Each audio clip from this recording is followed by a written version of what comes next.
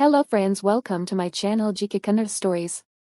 ಶ್ರೀಮಂತ ಮಾವನಿಂದ ಸೊಸೆಯನ್ನು ಪ್ರತಿದಿನ ಬೆತ್ತಲೆಗೊಳಿಸಿ ಮಂಚಕ್ಕೆ ಎಳೆದು ಅವಳ ತೂತನ್ನು ಚೆನ್ನಾಗಿ ಅನುಭವಿಸಿ ಮಜಾ ಮಾಡುತ್ತಿದ್ದ ಕತೆ ಸಿಕ್ಕಾಪಟ್ಟೆ ಇಂಟರೆಸ್ಟಿಂಗ್ ಆಗಿದೆ. ಕತೆಗೆ ಹೋಗೋಣ. ಇವನ ಹೆಸರು ಯಶವಂತ್. ದೊಡ್ಡ ಕಂಪನಿಯ ಓನರ್ ಆಗಿರುತ್ತಾನೆ ಈತ. ಇವನ ಮಗ ನವೀನ್ನ ಹೊಸ ಐಡಿಯಾಗಳಿಗೆ ಯಶವಂತ್ ಸಪೋರ್ಟ್ ಮಾಡುವುದಿಲ್ಲ. ಯಾವಾಗಲೂ ಅವನನ್ನು ನಾಲಾಯಕ್ ಎಂದು ಬೈಯುತ್ತಾ ಇರುತ್ತಾನೆ. ಇದರಿಂದ ಅವನಿಗೆ ಬೇಸರವಾಗುತ್ತದೆ. ನಂತರ ತನ್ನ ಪ್ರಿಯ ಖುಷ್ಬು ಅವನಿಗೆ ಫೈಲ್ ತೋರಿಸಲು ಬಂದಾಗ ಕೆಟ್ಟ ದೃಷ್ಟಿಯಲ್ಲಿ ನೋಡುತ್ತಾನೆ. ಆಕೆಗೆ ನೀನು ನನಗೆ ಸಹಕರಿಸುವುದಾದರೆ ನಿನಗೆ ಪ್ರಮೋಷನ್ ಕೊಡುತ್ತೇನೆ ಎಂದು ಕೆಟ್ಟ ಆಸೆಯನ್ನು ಹುಟ್ಟಿಸುತ್ತಾನೆ. ಆದರೆ ಖುಷ್ಬುಗೆ ಇದೆಲ್ಲ ಇಷ್ಟ ಇರುವುದಿಲ್ಲ. ಮನೆಯಲ್ಲಿ ಯಶವಂತ್ನ ಪತ್ನಿ ಇರುವುದಿಲ್ಲ. ಆಕೆ ಸತ್ತು ತುಂಬಾ ವರ್ಷವಾಗಿರುತ್ತದೆ. ಅದಕ್ಕಾಗಿ ನವೀನ್ ಅಡುಗೆ ಮಾಡುತ್ತಿರುತ್ತಾನೆ.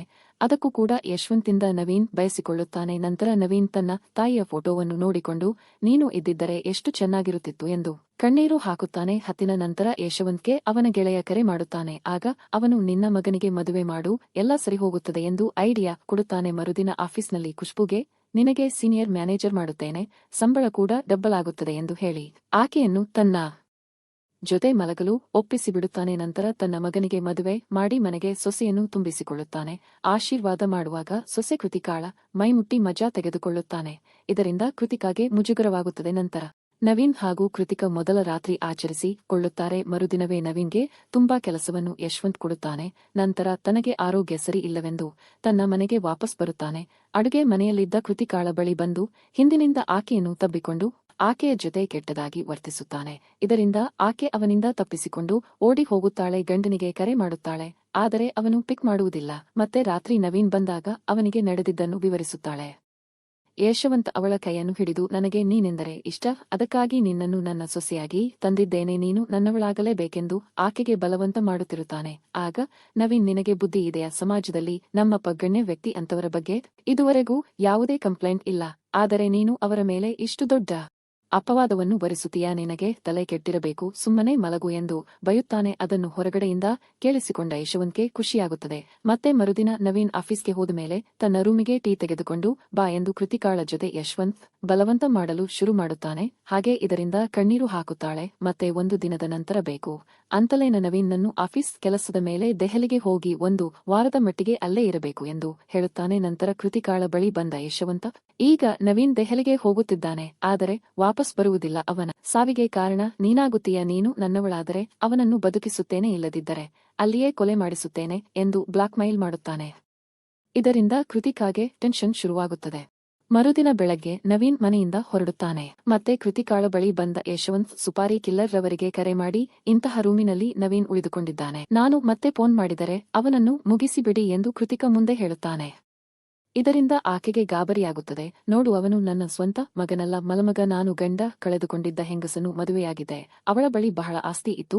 ಕೊನೆಗೆ ಅವಳ ಕಥೆಯನ್ನು ನಾನೇ ಮುಗಿಸಿದ್ದೆ. ಆಗ ಇಡೀ ಆಸ್ತಿ ನನ್ನ ಹೆಸರಿಗೆ ಬಂತು. ಅದಕ್ಕೆ ಅವಳ ಮಗನನ್ನು ಸಾಕಿದ್ದೇನೆ.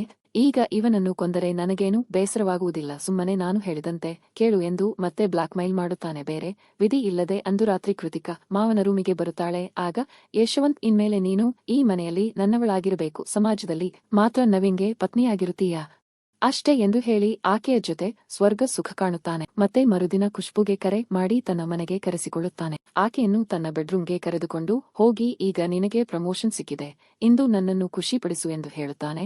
ಆಗ ಖುಷ್ಬು ನನಗೆ ಮದುವೆ ಸೆಟ್ ಆಗಿದೆ ಸರಿ ಎಂದು ಹೇಳುತ್ತಾಳೆ. ಆಗ ಯಶವಂತ್ ನಿನ್ನ ಕೆಲಸವೇ ಹೋಗುತ್ತದೆ ಎಂದು ಹೇಳುತ್ತಾನೆ. ಆಗ ಖುಷ್ಬು ನನ್ನ ಮನೆಯಲ್ಲಿ ಗಂಡು ಮಕ್ಕಳಿಲ್ಲ ಸರ್, ನಾನೇ ದುಡಿಯುತ್ತಿರುವುದು ಅಂತ ಹೇಳಿ ಬೇರೆ ವಿಧಿ ಇಲ್ಲದೆ ಒಪ್ಪಿಕೊಂಡು ಯಶವಂತ್ಗೆ ಸ್ವರ್ಗ ಸುಖ ತೋರಿಸುತ್ತಾಳೆ.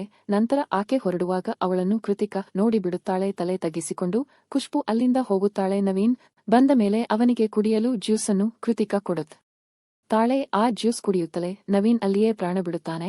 ಆಗ ಮಾವನನ್ನು ಕರೆದು ತೋರಿಸುತ್ತಾಳೆ. ಇವನು ಹೇಗೆ ಸತ್ತ ಎಂದು ಯಶವಂತ್ ಕೇಳಿದಾಗ ಅವನನ್ನು ನಾನೇ ಕೊಲೆ ಮಾಡಿದ್ದೇನೆ, ಈಗ ಕೊಲೆ ಮಾಡಿದ್ದು ನೀನು, ನನಗೋಸ್ಕರ ಈ ಕೊಲೆ ಮಾಡಿದ್ದೀಯಾ ಎಂದು ಹೇಳಿದ ತಕ್ಷಣ ಪೊಲೀಸರಿಗೆ ಕರೆ ಮಾಡಿಬಿಡುತ್ತಾಳೆ. ಆಗ ಇದೆಲ್ಲ ಏಕೆ ಮಾಡುತ್ತಿದ್ದೀಯಾ ಎಂದು ಯಶವಂತ್ ಕೇಳಿದಾಗ ಇಡೀ ಆಸ್ತಿ ಎಲ್ಲವನ್ನೂ ನನ್ನ ಹೆಸರಿಗೆ ಬರೆದುಕೊಡು ಎಂದು ಕೃತಿಕಾ ಹೇಳುತ್ತಾಳೆ. ಆಗ ಅವನು ಕುತ್ತಿಗೆ ಸಿಕ್ಕು ಕೊಲೆ ಮಾಡಲು ಹೋಗುತ್ತಾನೆ. ಅದೇ ಸಮಯಕ್ಕೆ ಪೊಲೀಸರು ಬಂದು ಅವನನ್ನು ತಡೆಯುತ್ತಾರೆ. ನಂತರ ಪೊಲೀಸರಿಗೆ ಕೃತಿಕಾ ಇವನು ಹಾಳು ಮಾಡಿದ ವಿಡಿಯೋವನ್ನು ತೋರಿಸುತ್ತಾಳೆ. ಆಕೆ ಅಂದು ಯಶವಂತ್ ರೂಮಿಗೆ ಹೋಗುವ ಮುನ್ನ ಕ್ಯಾಮೆರಾವನ್ನು ರೆಕಾರ್ಡ್ಗೆ ಇಟ್ಟು ಅವನ ಜೊತೆ ಮಲಗಿರುತ್ತಾಳೆ. ನಂತರ ಅಲ್ಲಿಗೆ ಖುಷ್ಬೂ ಕೂಡ ಬರುತ್ತಾಳೆ. ಅದು ಖುಷ್ಬೂ ಜೊತೆ ಕೃತಿಕ ಸೇರಿಕೊಂಡು ಪ್ಲಾನ್ ಮಾಡಿರುತ್ತಾರೆ. ಖುಷ್ಬೂ ಮನೆಯ ಹಾಗೂ ಕಂಪನಿ ಪೇಪರ್ಸ್ಗಳನ್ನು ತಂದಿರುತ್ತಾಳೆ. ನೀನು ಜೈಲಿಗೆ ಹೋಗಬಾರದೆಂದರೆ ಈಗಲೇ ಇದಕ್ಕೆ ಸಹಿ ಮಾಡು ಎಂದು ಕೃತಿಕ ಹೇಳುತ್ತಾಳೆ. ಬೇರೆ ವಿಧಿ ಇಲ್ಲದೆ ಯಶವಂತ ಸಹಿ ಮಾಡಿಕೊಡುತ್ತಾನೆ. ಆ ಸಮಯಕ್ಕೆ ಅಲ್ಲಿಗೆ ನವೀನ್ ಬರುತ್ತಾನೆ. ಅವನನ್ನು ನೋಡಿ ಯಶವಂತ್ಗೆ ಶಾಕ್ ಆಗುತ್ತದೆ. ನೀನು ಇನ್ನೂ ಸತ್ತಿಲ್ಲವೇ ಎಂದು ಕೇಳುತ್ತಾನೆ. ಇದೆಲ್ಲ ನಮ್ಮ ನಾಟಕ ಎಂದು ನವೀನ್ ಹೇಳುತ್ತಾನೆ.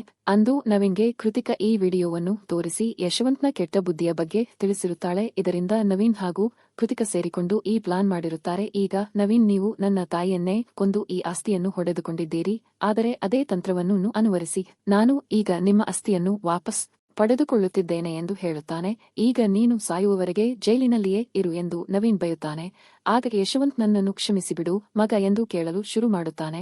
ಆಗ ಪೊಲೀಸರು ಯಶವಂತ್ನನ್ನು ಅರೆಸ್ಟ್ ಮಾಡಿಕೊಂಡು ಹೋಗುತ್ತಾರೆ. ನಂತರ ನವೀನ್ ಹಾಗೂ ಕೃತಿಕಾ ಹೊಸಜಿ ಜೀವನವನ್ನು ಶುರು ಮಾಡುತ್ತಾರೆ. ಕತೆ ಇಲ್ಲಿಗೆ ಮುಗಿಯುತ್ತದೆ. ಕತೆ ಇಷ್ಟವಾಗಿದ್ರೆ ಲೈಕ್, ಶೇರ್ ಮಾಡುವುದನ್ನ ಮರಿಬೇಡಿ. ಇಂತಹ ಇಂಟ್ರೆಸ್ಟಿಂಗ್ ಕತೆಗಳಿಗಾಗಿ ನನ್ನ ಚಾನೆಲ್ನ ಸಬ್ಸ್ಕ್ರೈಬ್ ಮಾಡಿಕೊಳ್ಳಿ.